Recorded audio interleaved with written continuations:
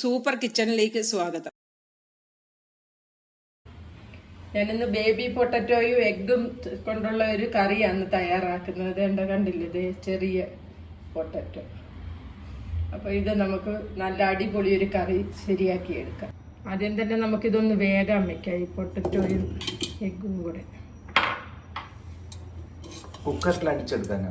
കുക്കറിലിട്ട് പെട്ടെന്ന് തയ്യാറാക്കാൻ വേണ്ടി. അല്ലാതെ വേവിച്ചാലും മതി, പക്ഷേ ഇത് കുക്കറിലായിരിക്കുമ്പോൾ സ്പീഡിൽ നമുക്ക് കാര്യം നടക്കുമല്ലോ. അതാ ആവശ്യത്തിനുള്ള വെള്ളം ഒഴിച്ചു കൊടുക്കാം, ഒരൽപ്പം ഉപ്പ് ഇട്ട് കൊടുക്കാം, 1/2 ടീസ്പൂൺ ഉപ്പിട്ടിട്ടുണ്ട്.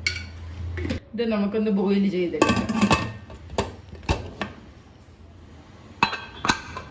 ഇത് ശരിയാകുമ്പോഴത്തേക്ക് നമുക്ക് അതിന് വേണ്ട ചേരുവകളെല്ലാം ഒന്ന് റെഡിയാക്കി എടുക്കാം. ഇതെല്ലാം ഒന്ന് ക്ലീൻ ചെയ്ത് ചോപ്പ് ചെയ്ത് 2 വിസിലടിച്ച് കുക്കർ ഞാൻ ഓഫാക്കി വെച്ചേക്കുവാണ്. അതൊക്കെ തണുത്ത് വരട്ടെ. അപ്പോഴത്തേക്ക് നമുക്ക് ഇപ്പുറത്തോട്ട് ഇതിനുള്ള മസാല തയ്യാറാക്കാം. 3 ടേബിൾ സ്പൂണോളം ഓയിൽ ഒഴിച്ചു കൊടുക്കാം.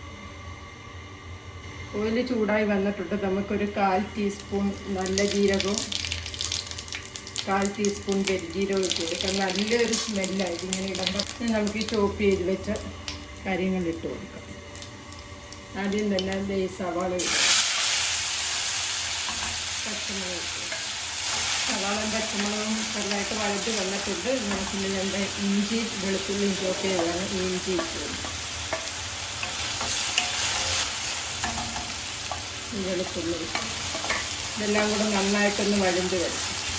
ഇതെല്ലാം വഴണ്ട് വന്നിട്ടുണ്ട്. 2 മിക്സിയിലിട്ടൊന്ന് അടിച്ചെടുത്തതാണ് ഞാൻ ആ 2 തക്കാളി. ഇത് നമുക്ക് ഇതിലോട്ട് ഒഴിച്ചു കൊടുക്കാം. ഇത് നന്നായിട്ട് വഴണ്ടിട്ട് ഇതിൻ്റെ ആ എണ്ണ തെളിഞ്ഞ് വരണം. അതുവരേക്കും ഇത് വഴറ്റിയെടുക്കണം. ഇതിന് ശകല സമയം എടുക്കും. എന്താണെന്ന് വെച്ച് കഴിഞ്ഞാൽ ഇത് നന്നായിട്ടൊന്ന് വഴണ്ട് വരണം. നമുക്ക് ഇതിൻ്റെ ഫ്ലെയിം ഒന്ന് കുറച്ച് വെച്ച് പൊട്ടറ്റോയും ഇതെല്ലാം ഒന്ന് പൊളിച്ചെടുക്കാം. ഇടയ്ക്കിടയ്ക്ക് ഇതൊന്ന് ഇളക്കിയും കൂടെ കൊടുക്കണം.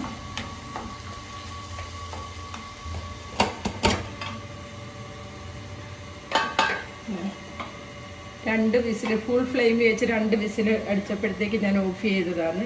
ഇത് നമുക്കിതിൻ്റെ തൊലിയൊക്കെ ഒന്ന് മാറ്റിയെടുക്കാം. ഇത് ചൂടല്ലേ, നമുക്കിതുകൊണ്ട് ഇങ്ങനെ തൊലിയെടുക്കാം. ഇത് ചെറുതായിട്ടൊന്ന് തണുത്ത് വരട്ടെ, എന്നിട്ട് നമുക്കിതെല്ലാം പൊളിച്ച് വൃത്തിയാക്കി. ഇത് തണുത്തിട്ടുണ്ട്. നമ്മളിത് എളുപ്പന്നതുകൊണ്ട് ഇത് പൊളിച്ചെടുക്കാം. കണ്ടോ, അതുപോലെല്ലാം നമുക്ക് പൊളിച്ചെടുക്കാം. ഇത് വഴണ്ട് വന്നിട്ടുണ്ട്. ഇതിൻ്റെ ഓയിൽ കണ്ടോ ഇങ്ങനെ തെളിഞ്ഞു വരണം. അതിലെന്ന് ഒരു ഇതിനൊരു പച്ചച്ചോ. നമുക്കിതിലോട്ട് ഇതിനാവശ്യമായിട്ടുള്ള മസാല ഇട്ട് കൊടുക്കാം. 1/4 ടീസ്പൂൺ മഞ്ഞൾപ്പൊടി ഇട്ട്, 1.5 ടീസ്പൂൺ മല്ലിപ്പൊടി, 2 ടീസ്പൂൺ മുളക് പൊടി. ഇതിൻ്റെ പച്ചമണമൊക്കെ ഒന്ന് മാറി വരുന്നിടം വരെ ഒന്ന് വഴറ്റിയെടുക്കുക.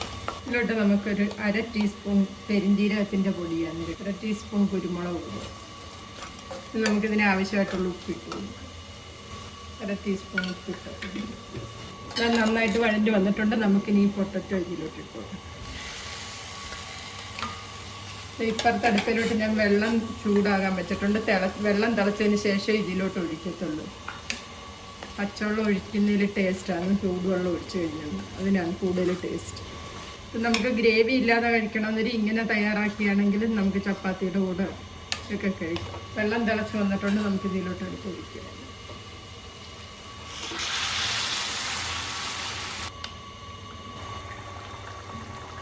നമുക്ക് ഇതിലോട്ട് 2 ടീസ്പൂൺ കെച്ചപ്പാണ്, ടൊമാറ്റോ കെച്ചപ്പും കൂടെ ഞാൻ ഒഴിച്ചു കൊടുക്കുവാണ്.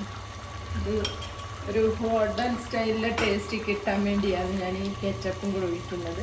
കെച്ചപ്പ് ഒഴിച്ചില്ലേലും നല്ല ടേസ്റ്റ് തന്നെ. നമുക്ക് ഈ മുട്ട ഇതിലോട്ട് ഇട്ട് കൊടുക്കാം.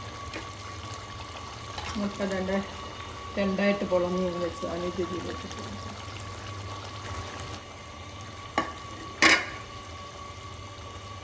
ചെറുതായിട്ട് ഇങ്ങനെ ഇളക്കി കൊടുക്കണം, അല്ലാതെ ഒരുപാട് അങ്ങിട്ട് ഇളക്കരുത്.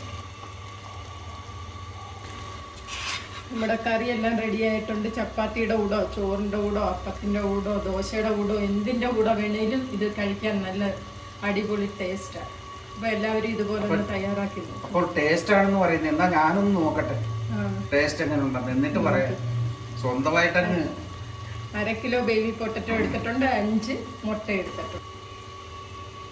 ചൂടാ ടേസ്റ്റ് നോക്കിയിട്ടൊന്ന് പറഞ്ഞു. അടിപൊളി ടേസ്റ്റാണ്, ആണ്. കൊള്ളാം. അപ്പം നമുക്ക് സ്റ്റവ് ഓഫ് ചെയ്യാം. അടിപൊളി തന്നെ. എല്ലാവരും ഒന്ന് തയ്യാറാക്കി നോക്ക്.